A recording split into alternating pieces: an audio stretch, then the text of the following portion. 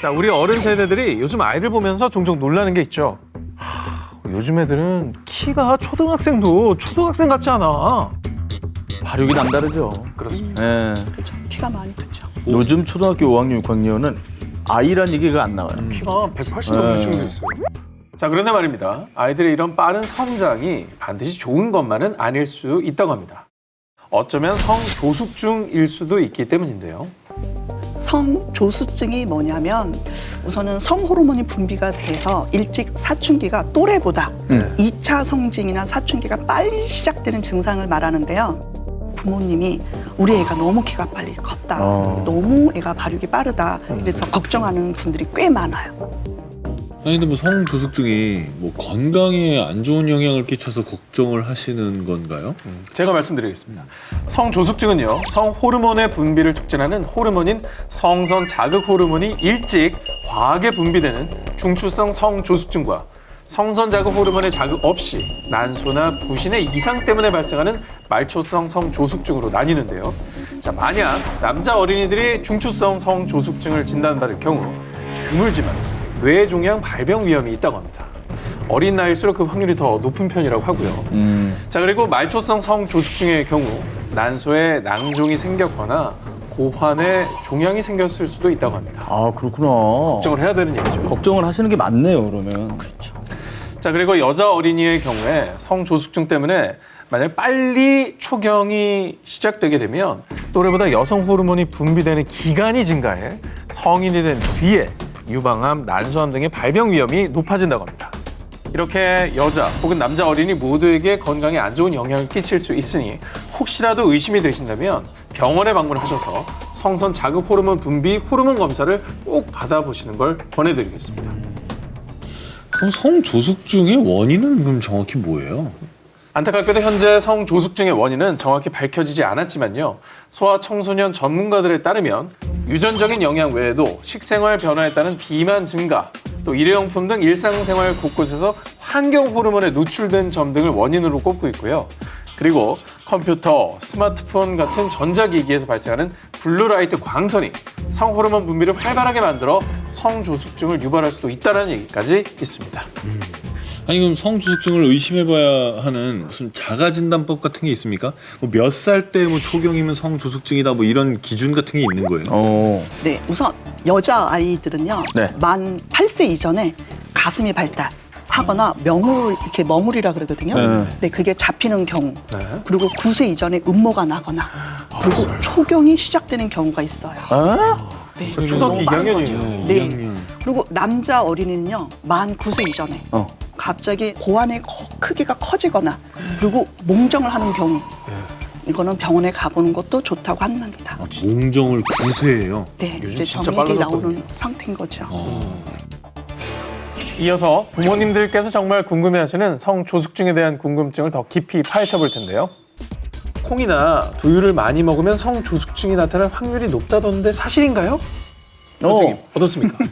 네, 이런 말은 X입니다. 아, 왜냐면 콩에 뭐 여성 호르몬 맞아. 뭐 그게 많다고 그래가지고. 네, 맞아요. 실제로 이 네. 성조숙증이 올까봐 두유를 안 먹는데요. 그러면 왜 이런 오해가 생긴 거예요?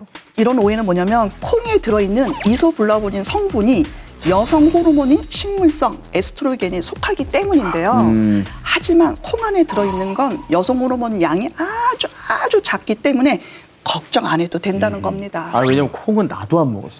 그래요? 그래서 오히려 콩에는 비타민 B군과 단백질, 성장기에 꼭 필요한 영양 성분이 들어있기 때문에 잘 먹는 게 좋습니다. 네, 그럼 다음 궁금증입니다. 성조숙증이 나타난 아이들은 키가 작은 편이라는데 이거 사실인가요? 네. 이 얘기 들어봤어요. 들어보셨나요? 뭐 초경 네. 이후엔 키 안 큰다. 뭐 그래서 늦게 해야 된다. 네, 이미 이걸 궁금해 하실 건데요. 정답은 O입니다. 처음이네. 성조숙증을 겪는 아이들이 처음에는 또래보다 성장이 빠른 것 같아요. 근데 어느 날 그걸 갑자기 방치할 때 그러면 성장판이 일찍 닫히거든요. 그러면 키가 크는 기간이 또래보다 줄어들거든요. 그래서 최종적으로 성인이 될 때까지 오히려 키가 10에서 12cm 가량 더 작을 확률이 높다고 합니다. 확률상. 확률상. 뭐 10이면 많이 차이 나네. 어쨌든 뭐 성장과 관련된 부분이기 때문에 절대 방치해서는 안 되겠네요. 미리 의심이 되면 꼭 그 병원에 가서 확인을 해보셔야겠네요. 그럼 선생님 성조숙증을 미리 예방할 수 있는 방법은 없습니까? 우선은 뚜렷한 원인은 밝혀지지 않은 것만큼 100% 확실한 예방은 없어요. 하지만 이게 전문가 말에 따르면 성호르몬을 촉진시키지 않도록 인스턴트 음식, 뭐 육류, 버터, 그리고 동물성 지방, 섬유를 좀 줄이고 유산소 운동 꾸준히 해서 이걸 추천드리고 싶습니다. 네. 그리고 가장 중요한 건 성조숙증이 있는 아이들이 치료를 좀 두려워해요. 혹시 이게 내가 죽는 병 아닌가. 무섭지. 그리고 내가 다른 친구와 너무 다르다. 그리고 이걸 마치 병처럼 생각해요. 그러겠죠. 그래서 이걸 불안하지 않도록 왜 치료를 해줘야 되는지 그리고 충분히 설명을 해서 아이들과 가장 행복하게 이런 것들 해결했으면 가장 중요하다. 성병이 성접촉, 성관계로 감염되는 건 맞지만 성병을 일으킬 수 있는 원인은 성접촉뿐만이 아닙니다. 수혈 과정에서도 감염될 수 있고요. 또 간혹 찜질방, 헬스장에서 대여해주는 옷, 또 숙박업소에 침구류에 있는 기생충 사면발리가 생식기나 피부와 접촉할 경우에 성병에 감염될 수가 있습니다. 말씀하신 대로 정말 여러 경로를 통해서 성병이 감염되고 전파가 되는 거군요. 그렇죠. 자, 진짜 성병에 대한 궁금증을 제가 모아봤습니다. 자, 성관계 시에 콘돔만으로 성병을 예방할 수 있다, 없다? 정답부터 말씀드리면 X였습니다. 콘돔만으로 성병이 다 예방되는 건 아닙니다. 성병 중에 하나인 헤르페스의 경우 전염성이 강해 콘돔을 사용해도 예방 효과가 60% 정도에 불과하고요. 그리고 특히 전염성이 강한 매독의 경우 임신 중인 산모가 감염될 시 태아에게까지 전염될 수가 있습니다. 아니 이게 뭐보다 무서운 게 태아까지 영향이 있을 수도 있다니까. 이건 정말 공포스럽네요. 또 드물지만 입에 상처가 있을 경우 매독 보균자와 키스하는 것만으로도 전염될 수 있다고 합니다. 들어가는구나. 네. 자, 다음 성관계가 끝난 뒤 곧바로 소변을 보면 성병 예방에 도움이 된다? 정답은 X입니다. 다만 여성의 항문에 있는 대장균이 성관계 과정에서 요도 입구에 묻어날 수 있는데요. 성관계 후 바로 소변을 보면 요도에 묻어있는 대장균이 씻겨 내려가면서 방광염 예방엔 어느 정도 도움이 된다고 합니다. 성병에 관해 무엇보다 중요한 건 성병을 감추고 참으면 안 된다는 것이죠. 성병을 방치하면 불임과 난임, 암 발병 등 건강에 악영향을 끼칠 수 있다고 합니다. 그리고 내가 성병 진단을 받았어요.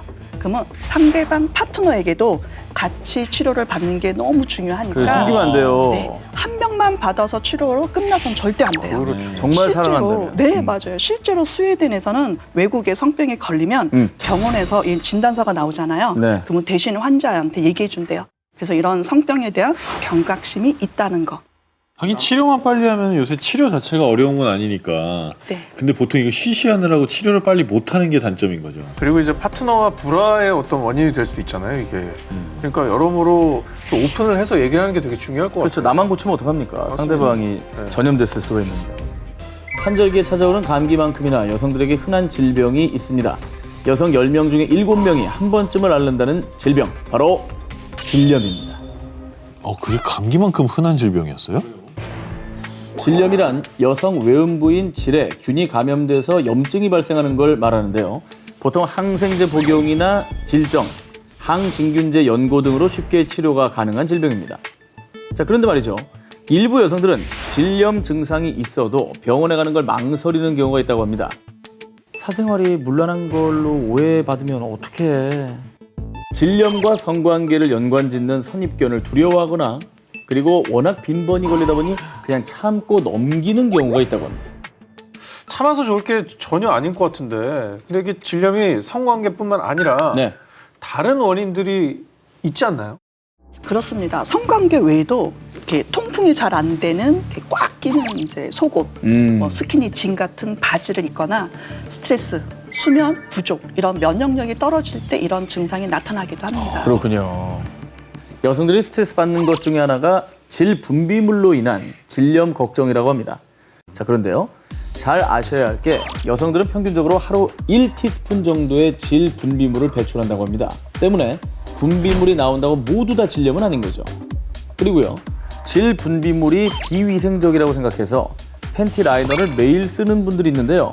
이럴 경우에 공기를 잘 통하지 못하게 할 뿐만 아니라 습한 상태를 유지시켜서 세균이 더 증식하게 된다고 합니다.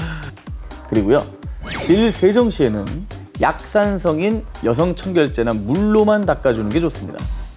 여성 청결제의 올바른 사용법, 질 입구의 외음부만 닦아줘야 합니다. 질 내부까지 세정하게 되면 질 내 유익균까지 같이 제거될 수 있기 때문이죠. 약간 외계어들이 많이 나왔어. 태어나서 처음 들어보는 얘기들이네요. 그리고 무엇보다도 질염이 번번이 걸린다 해서 그걸 가볍게 여겨서 방치하면 만성 질염으로 전형될 수도 있습니다. 불임까지도 이게 이어질 수 있다고 하니 증상이 나타나면 바로 여성 클리닉에 가서 방문을 하시면 좋고, 아까 말한 대로 내가 한번 옷을 그렇게 입었나, 스트레스가 있나, 그런 것들을 한번 체크해보는 것도 좋은 것 같습니다. 여성들의 건강을 위협하는 여성암, 전 세계적으로 발병 1위인 유방암에 이어서요. 2018년 한 해 동안 전 세계에서 하루 평균 583명을 사망케 한 암이 있습니다. 바로 여성의 자궁 입구인 자궁경부에 발생하는 자궁경부암인데요. 최근 국내에서는 20, 30대 여성 사이에서도 발병률이 증가해서 예방접종을 권하고 있는데요. 그 이유는 자궁경부암이 암 중에서 유일하게 백신으로 예방이 가능하기 때문입니다. 자, 이 특종을 취재한 이유가요. 이 자궁경부암 예방주사를 여자가 아닌 남자도 맞아야 된다는 사실을 여러분들께 알려드리기 위해서였습니다. 저는 병원에서 포스터로 권고하는 걸 본 적이 있거든요. 아, 좋은 병원이에요. 자궁이 없는 남자들은 전혀 이제 걱정할 일이 없는 줄 알았는데, 그런데 이 문제는 자궁경부암을 유발하는 주 원인이 HPV, 인유두종 바이러스인데요. 이 바이러스의 주요 감염 경로는 감염자와의 성관계입니다. 만약 인유두종 바이러스에 감염된 남성이 성관계를 할 경우 상대 여성에게 바이러스가 전파돼서 자궁경부암을 유발할 수도 있는 것입니다. 결국에는 내가 원인이 되어서 내가 사랑하는 사람한테 피해가 갈 수도 있다라는 얘기가 무섭네요. 자, 그리고요, 남성들이 자궁경부암 예방접종을 해야 하는 이유가 또 하나 있습니다. 인유두종 바이러스가 남성 건강에는 성기 사마귀, 항문암, 성기암 등 여러 질병을 유발할 수 있다고 합니다. 피임도 남녀가 같이 하지 않나요? 그렇죠. 그래서 자궁경부암 예방도 남녀 모두에게 필요합니다. 그래서 이 백신 이름도 바꿔야 된다는 말이 있는데요. 자궁경부암 예방족저라고 하니 이 여성들에게만 필요한 것처럼 느끼잖아요. 그렇죠. 그래서 이것도 HPV 예방접종이라는 이름으로 바꾸고 남자, 여자 모두에게 필요하다는 걸 알리기 위해서 캠페인도 지금 필요해요. 지난 2019년 한 조사에 따르면요, 한국 여성의 57%, 남성의 경우 무려 96%가 이걸 한 경험이 있다고 합니다. 아주 부끄럽고 비밀스럽게 여기지만 사실은 지극히 건강하고 자연스러운 행위, 바로 자위입니다. 점점 말하기 힘든 주제로 가고 있군요. 랭킹이 높아지고 있으니 네, 느껴지죠? 자위는 성별과 연령에 관계없이 누구나 경험할 수 있는 자연스러운 성적 욕구의 표현 방법입니다. 실제로 자위를 이렇게 정자를 배출하다 보면 그 건강한 정자들이 계속 만들어질 수 있어서 그 전립선염에 그 줄일 수도 있고요. 또 사랑의 호르몬이라 불리는 옥시토신, 엔돌핀 이게 분비가 돼서요 스트레스를 해소하고 심리적으로 안정도 돼서 도움이 된다고 합니다.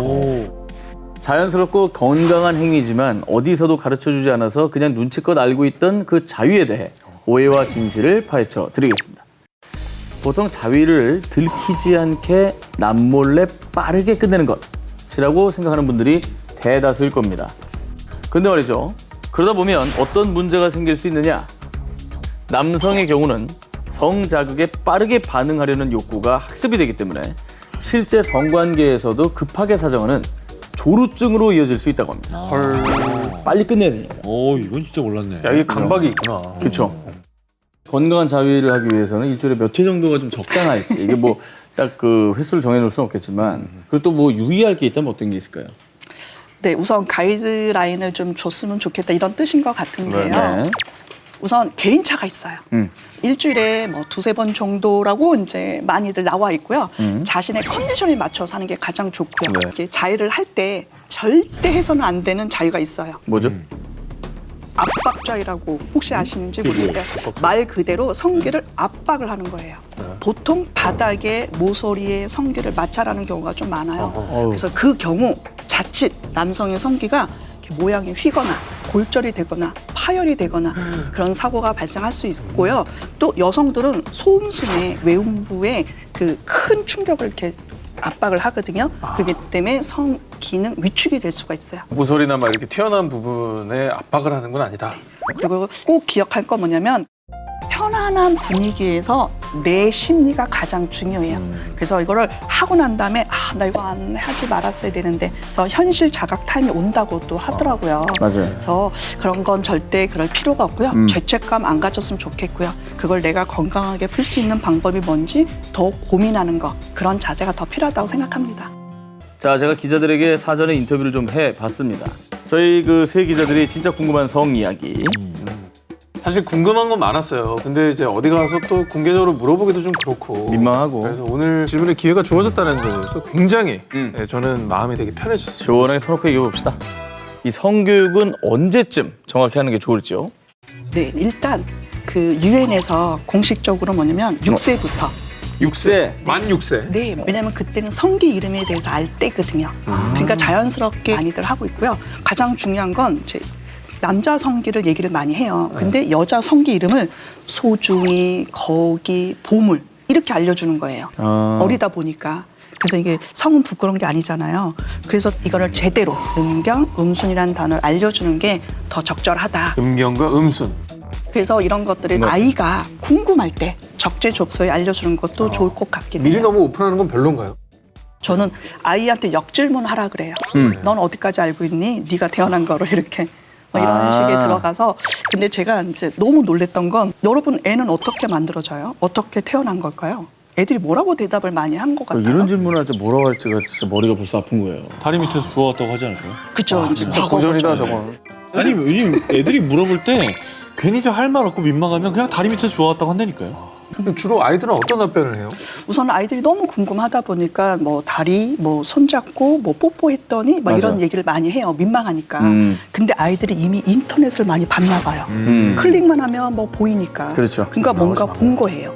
그래서 아빠의 오줌으로 태어났대요. 자기가. 그래서 내가 오줌? 왜 오줌? 그랬더니 아이가 영상을 봤는데 그러니까 아마 영상이 성교하는 영상이었나 봐요. 근데 이게 한두 명이 아닌 거예요. 성교의 잘못된 편들 때문에 아이들이 그걸 잘못 알고 아니 엄마 그러면 아이가 어떻게 태어나 그럼 뭐라고 해야 돼? 그래서 동화책에 그런 그림책이 있어 많아요. 요즘에 많아. 성관계를 하고 있는 그게 좀 아름답게 표현된 것들이 있거든요. 그걸 보여주면서 얘기를 하죠. 아니 근데 진짜 말씀하신 대로 진짜 이상한 사이트에서 네. 그런 거 너무 보는 것보단 진짜 선생님이나 부모가 딱 오픈해서 정확하게 알려드리는 게 되게 중요할 것 저도 같아요. 한두 명의 문제라고 생각했는데 알고 봤더니 그 영상을 보고 있는 아이들이 무변별하게 많이 봤나 봐요. 그치. 저렇게 알고 있는 애들이 많아서 이건 제대로 알려주자. 또 저는 또 궁금한 게 주변에 뭐 아이 키우는 친구들한테서 들은 좀 충격적인 얘기가 소아자위 이런 얘기가 있더라고요. 그렇죠. 그걸 제가 목격을 한다면 어떻게 얘기를 해줘야 되는지 모르겠어요. 네, 우선은 자의는 죄책감을 우선 안 줘야 돼요. 아니 그게 청소년 때가 아니라 한 5살, 6살 이런 네, 애들. 우선은 유아들은 그게 네. 잘 뭔지 몰라요. 그치, 네. 막 부비잖아. 그리고 네, 제가 볼 때는 아이를 같이 얘기해줬으면 좋겠어요. 먼저는 봤으면 나중에 지나고 나서 있잖아, 왜 만졌어? 그 어떤 마음이야? 그리고 어디서 했어? 그럼 얘가 이제 제대로 얘기해주면 나하고 말을 할 수 있는 사람이거든요. 그러면 이게 여러 가지가 있어요. 자의일 수도 있어요. 내가 느껴서. 그리고 또 두 번째는 거기가 따가운 거예요. 아픈 거예요. 그럼 병원을 가야 돼요. 가려워서 그런 네, 거죠. 가려워서. 진짜 아팠을 그리고 어떤 애는 호기심이 너무 많은 거예요. 궁금한 거예요. 6살인데? 네, 그러니까 6살인데도 발기가 되다 보니까 그걸 가라앉히려고 얘를 손을 잡아서 이렇게 꽁 이렇게 누르는 거예요. 그리고 더 그러니까 이거를 잘못 보고 걷잡아서. 자의한 걸로 본 거예요. 아. 네, 무조건 그걸 한다고 해서 자의네 무슨 말을 해야 되겠다. 이거보다도 얘가 왜 해야 하고 있는지 그런 거가 아닌 것들은 뭐가 있는지. 지켜봐야겠네. 그래서 다른 사람들이 한꺼번에 했을 때는 그거는 너무 안 좋으니까 이런 거 안 좋다. 이것도 뭐 인형이나 장난감 도구로 사용하거든요. 그래서 그런 건 사용하면 안 된다라고 얘기를 해줘야 되죠. 아까 말한 압박좌의처럼 될 가능성이 있으니까요.